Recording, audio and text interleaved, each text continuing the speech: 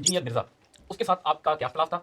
तू अपनी हैसियत देख, एक बदतमीज़ आदमी को, बद ज़बान आदमी को और बद अखलाक आदमी को, ये मेरी दाढ़ तले होना आया, ये क्या हुआ कि तू करके बात करना, मैंने मंजी ठोक दी थी। क्या बात है। और अभी वो कलाबंद सलासल है, इस पर आपका क्या मौक़िफ़ है? जो भी सहाबा के खिलाफ बोलेगा हम उसके दुश्मन हैं। हज़रत मौलाना तकी उस्मानी दामत बरकातहुम, उनको चैलेंज करते रहना। अक़ीदा हयातुन नबी सल्लल्लाहु अलैहि वसल्लम, हयात का, आपकी हयात का कोई बंदा भी मुनकिर नहीं है, भले तशय्यो ने राइज की है। इस मसले को भी यहीं तक रहना चाहिए था। हज़रत अल्लामा मौलाना अताउल्लाह बिन दयाली साहिब यजीद के वकील हैं। मैंने यजीद की इमामत में हज पढ़ा है। जब हम देवबंद को देखते हैं तो हमें नज़र आता है कि एक ही सोच, एक ही लाइन और एक ही फ़िक्र पे खड़े थे, लेकिन आज देवबंद मुख्तलिफ ग्रोहों, फ़िरक़ों में तकसीम हो गया। क्या ये इल्म का मसला है, अमल का मसला है या क़यादत का मसला है? क्या मौलाना फजल रहमान से वो चोर रास्ता ढूंढा। ये देवबंद जो मकतब फ़िक्र है, इसमें क़यादत का फुक़दान है। अच्छी रविश नहीं। बिल्कुल। तू ये जुमला कह रहा है, आप अगर एक लीडर को मुंतखब करें तो सिर्फ देवबंद में इस वक्त किसको मौलाना फजल रहमान साहब। मुस्लिम लीग नून वाले भी उसके मकान का तवाफ़ करते हैं और तहरीक इंसाफ वाले भी करते हैं।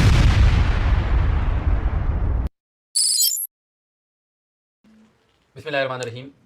BHP मीडिया हाउस की आज एक नहायत अहम और हसास मौजू पर हम पॉडकास्ट करने जा रहे हैं। आज हमारे दरमियान उलमाए देवबंद में जय्यद आलिम दीन, जमात अशात तौहीद व सुन्ना के मारूफ शख्सियत हज़रत अल्लामा मौलाना अताउल्लाह बिन दयाली साहिब हफ़िज़हुल्लाह ताला मौजूद हैं। हम इनका खैर मकदम करते हैं। अस्सलामु अलैकुम मौलाना अताउल्लाह बिन दयाली। वालेकुम अस्सलाम व रहमतुल्लाह। मौलाना अताउल्लाह बिन दयाली साहब, आपका इल्मी सफ़र कब और कैसे शुरू हुआ? मेरा जो ख़ानदानी पस मंज़र है वो एक इल्मी ख़ानदान है। मेरे परदादा, मेरे दादा, मेरे चचा, मेरे वालिद साहब, ये सब एक इल्मी ख़ानदान से ताल्लुक़ रखते थे। मेरे दादा हज़रत शेखुल हिंद के शागिर्द थे और मेरे वालिद साहब हज़रत मदनी रहमतुल्लाह अलैह और मुफ्ती कफ़यतुल्लाह रहमतुल्लाह अलैह के शागिर्द थे। ज़ाहिर बात है वही जो आबाई असरात हैं, इल्म दीन, पढ़ना पढ़ाना, तालीम व ताल्लुम, उसी में हम भी मशगूल हो गए। माशाअल्लाह। आपने मौलाना साहब अकाबिर उलमाए देवबंद के नाम लिए। जब हम देवबंद को देखते हैं तो हमें नज़र आता है ये एक ही सोच, एक ही लाइन और एक ही फ़िक्र पे खड़े थे, लेकिन आज देवबंद मुख्तलिफ ग्रोहों, फ़िरक़ों में तकसीम हो गया। क्या ये इल्म का मसला है, अमल का मसला है या क़यादत का मसला है? मेरा ख़्याल है कि जिन बड़े बड़े लोगों का नाम मैंने लिया है, अकाबिर उलमाए देवबंद, उनमें भी सियासी इख्तिलाफ़ात मौजूद हैं। तक़सीम पाकिस्तान के लिए जो तहरीक चली उसमें हज़रत उस्मानी रहमतुल्लाह अलैह, हज़रत थानवी रहमतुल्लाह अलैह वो इस हक़ में थे और मुस्लिम लीग के साथ थे, और उधर हज़रत मौलाना हुसैन अहमद मदनी रहमतुल्लाह अलैह, हज़रत मुफ्ती कफ़यतुल्लाह रहमतुल्लाह अलैह, मौलाना अबुल कलाम आज़ाद, ये सब लोग उस वक़्त दूसरी लाइन में थे। तो ये सियासी इख्तिलाफ़ात का हो जाना ये तो कोई ऐसी बुरी बात नहीं है। दो एक जमात में दो तबकों में लोग तकसीम हो जाते हैं, और बाकी जो इख्तिलाफ़ है इल्मी या तहकीकी मसाइल में, उसे अगर मुखालफत का रंग न दिया जाए तो इख्तिलाफ़ का हो जाना तो कोई बुरी बात नहीं है, लेकिन उस इख्तिलाफ़ को ख़िलाफ़ और मुखालफत का रंग दे देना ये अलबत्ता अच्छी रविश नहीं। बिल्कुल आपकी बात ठीक है। इन्हीं इख्तिलाफ़ात में से एक इख्तिलाफ़ मेरे ज़हन में आया, अक़ीदा हयातुन नबी सल्लल्लाहु अलैहि वसल्लम। क्या ये उलमा के दरमियान रहना चाहिए था या पब्लिक में इसको पैदा करना ज़रूरी है? सबसे पहली बात ये है कि ये जो अक़ीदा हयात और ममात है, इसे जो दो हिस्सों में तकसीम किया गया है, हयाती और ममाती, ये इंतहाई गलत रविश है। हयात का, आपकी हयात का कोई बंदा भी मुनकिर नहीं है। सुभान अल्लाह। हयात की नौइयत में इख्तिलाफ़ है, हयात की कैफ़ियत में इख्तिलाफ़ है। कुछ लोगों का ख़्याल है कि इसी कब्र मुनव्वर में इसी जस्द अतर के साथ आप ज़िंदा हैं, नमाज़ें पढ़ते हैं, और इशाअत तौहीद व सुन्ना का ख़्याल ये है कि आपका वजूद मुक़द्दस इस कब्र मुनव्वर में महफूज है और आपकी रूह मुबारक आला इल्लियीन में है, जन्नतुल फ़िरदौस में। तो इस यानी ये रंग देना कि कोई हयात का मुनकिर है, कोई कायल है, ये मिंबर और मेराब के जो वारिस तबका है उनकी ये ज़्यादती होगी। हयात के दोनों तबके कायल हैं। इस मसले को भी यहीं तक रहना चाहिए था, लेकिन कुछ लोगों ने इसे आगे बढ़ाया और आम मुर्दों की हयात के, सिमा के, सुनने के, इस्तिशफा के, वसीले के कायल हो गए। वो चीज़ शरीयत के मुताबिक नहीं। बिल्कुल बिल्कुल। आजकल पिछले दिनों में एक बहुत ही प्रोपेगेंडा किया गया, उसके हवाले से मैं आपसे सवाल रखना चाहता हूँ। کہ کچھ ناقدین، کچھ لوگ یہ کہتے ہوئے دیکھے، ہم نے سنا ان کو اور بڑا ان کی وائرل ویڈیوز ہوئیں کہ حضرت علامہ مولانا عطا اللہ بن دیالوی صاحب یزید کے وکیل ہیں. اس پر آپ کیا کہیں گے؟ یہ صرف لوگوں کے جذبات سے کھیلنے کے لیے اور انہیں برانگیختہ کرنے کے لیے یہ الفاظ بولے جاتے ہیں.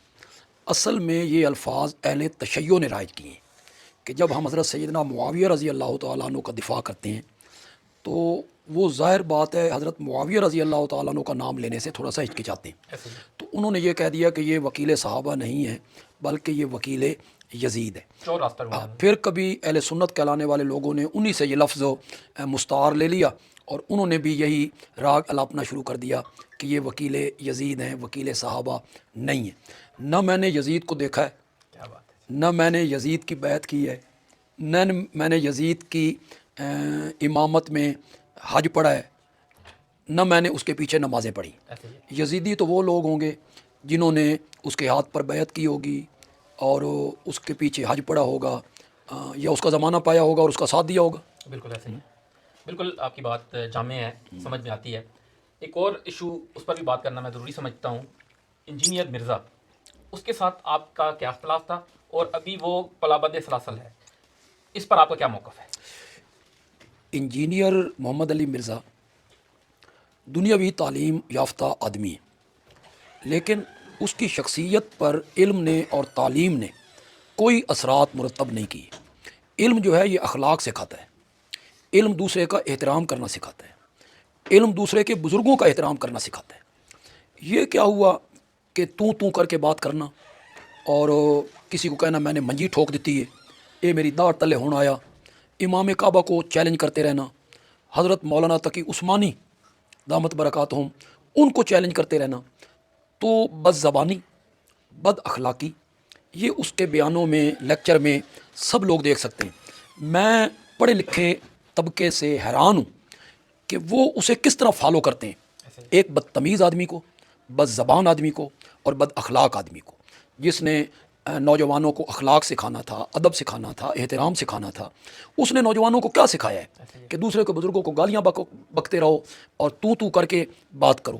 مخالفت اس سے ہماری ذاتی نہیں ہے، دوسرے علماء کا بھی اس سے اختلاف ہے، اسی طرح میرا بھی اس سے اختلاف ہے.